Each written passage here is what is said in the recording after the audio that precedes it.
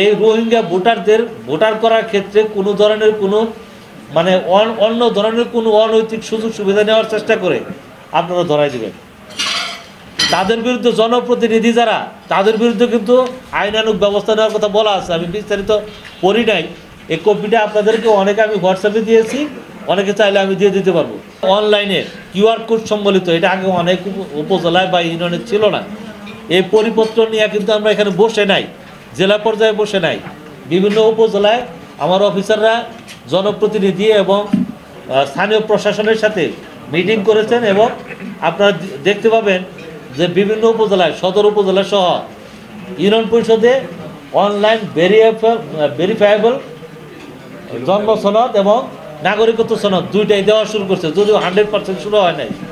পৌরসভার ভিতরে কিন্তু শুরু হয় নাই, কিন্তু আপনার খুরুশকুল আর একটা কি চফলদন্ডি ঝিলংজা অলরেডি কিন্তু তারা এই কিউআর কোড সম্বলিত নাগরিকত্ব সনদ এবং আপনার অনলাইন জন্ম সনদ দেওয়া শুরু করেছে।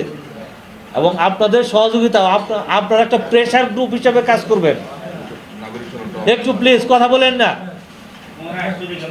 আপনারা একটা, আমি আশা করব আপনারা নাগরিক সমাজের প্রতিনিধি একটা প্রেশার গ্রুপ, যদি কোনো ইউনিয়ন পরিষদ বা অন্যান্য সংস্থা এই রোহিঙ্গা ভোটারদের ভোটার করার ক্ষেত্রে কোনো ধরনের কোনো মানে অন্য ধরনের কোনো অনৈতিক সুযোগ সুবিধা নেওয়ার চেষ্টা করে আপনারা ধরাই দেবেন। তাদের বিরুদ্ধে জনপ্রতিনিধি যারা, তাদের বিরুদ্ধে কিন্তু আইনানুগ ব্যবস্থা নেওয়ার কথা বলা আছে। আমি বিস্তারিত পড়ি নাই, এই কপিটা আপনাদেরকে অনেকে আমি হোয়াটসঅ্যাপে দিয়েছি, অনেকে চাইলে আমি দিয়ে দিতে পারবো।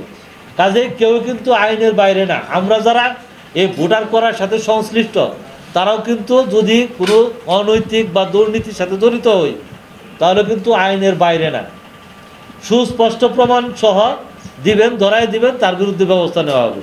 এবং আমার ধারণা, আমি আগে কি হয়েছে আমি জানি না বা বলতেও পারবো না, আমি ওটা বলতেও চাই না, বা অতীত ইতিহাস নিয়ে আমার জানার দরকার নাই। আমার সম্পর্কে আপনারা জানেন কি না আমি জানি না, যে আমি আসার পরে গত 10 মাসে এই কক্সবাজার জেলায় কোনো উপজেলা অফিসার বা আমার অফিস সম্পর্কে আপনারা কেউ কোনো অভিযোগ দেন নাই। হ্যাঁ দিয়েছিলেন একটা, সেটা হলো উখিয়া উপজেলায় যখন স্মার্ট কার্ড বিতরণ করা হয়, ওই স্মার্ট কার্ড বিতরণ চলাকালীন সময় কিছু দালাল টাকা পয়সা নিয়েছিল এই 150-200 এরকম করে। তখন তাৎক্ষণিক ওই দালালদেরকে ওখান থেকে বিতাড়িত করা হয়েছে। টেম্পোরারি বেসিসে 2 জন অপারেটরকে আমরা যে নিয়োগ দিয়েছিলাম কার্ড বিতরণের জন্য, তাদেরকে বহিষ্কার করা হয়েছে। কাজেই তারপর থেকে আর কোনো উপজেলা অফিসার বা আমার অফিস সম্পর্কে কেউ কোনো অভিযোগ দেয় নাই।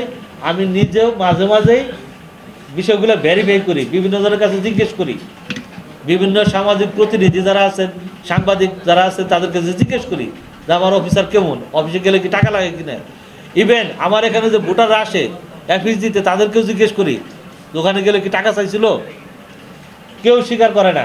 আর একটা বিষয় হলো যে আপনারা হলেন মূল চালিকা শক্তি, আমি মনে করি। এটা কিন্তু আপনাদেরকে এখানে আমি ফোলানোর জন্য বলতেছি না, কারণ সাংবাদিকদের চোখ দিয়ে কিন্তু দেশ জাতি দেখে, আপনাদের চোখ দিয়ে কিন্তু আমরা দেখতে পাই। আপনার যখন একটা নিউজ হয়, সেই নিউজটা প্রচারের ক্ষেত্রে একটু সতর্ক থাকবেন, অনুরোধ করে বলি আমি। কারণ এটা ভেরিফাই না করে যদি একজন অফিসারের বিরুদ্ধে, সে আমার বিরুদ্ধে যদি একটা নিউজ করে দেন, তাহলে কিন্তু আমার কর্তৃপক্ষ এটা মনে করবে যে আপনাকে রিলাই করবে যে না, সাংবাদিক তো ভুল লিখতে পারে না, তখন কিন্তু আমার বিরুদ্ধে ব্যবস্থা নিচ্ছে। কিন্তু দেখা গেল যে সংবাদটা ছাপানোর পরে এটা তদন্ত করে দেখা গেল সংবাদটা মিথ্যা, তখন হবে কি আমি সামাজিকভাবে হেয় প্রতিপন্ন হইলাম, অপরাধ না করেও অপরাধী হইলাম, তখন আপনার বিরুদ্ধে আর আমি কিছু করতে পারবো না, কিন্তু একটা অভিশাপ দিব। সেই অভিশাপটা কিন্তু সারা জীবন আপনাকে বয়ে বেড়াতে হবে।